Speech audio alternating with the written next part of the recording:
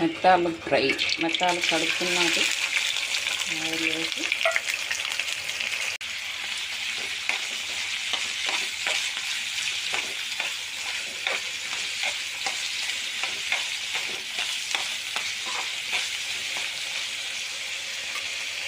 వెల్లుల్లి, అల్లం ముక్క ఒకటి, ఇక్కడ మిరియాలు వేసి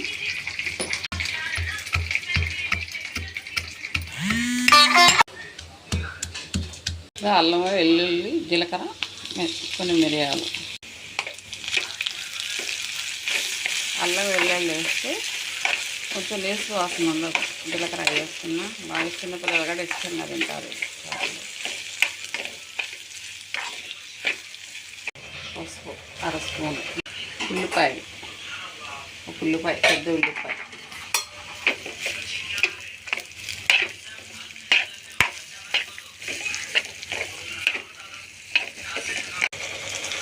సాల్ట్. దీంట్లో ఈ చేపల్లో ఉప్పు ఉండదు. ఉల్లిపాయలు బాగా వేగినాక కారం వేసుకోవాలి. కారం వేసుకొని కొంచెం సాల్ట్ వేసుకోవాలి. మళ్ళీ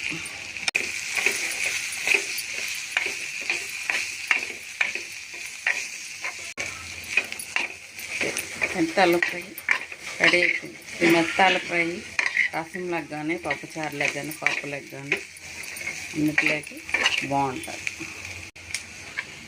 మీరు ఇలా తయారు చేసి చూడండి, ఎంతో రుచికరంగా ఉంటారు. ఒకసారి ట్రై చేసి చూడండి.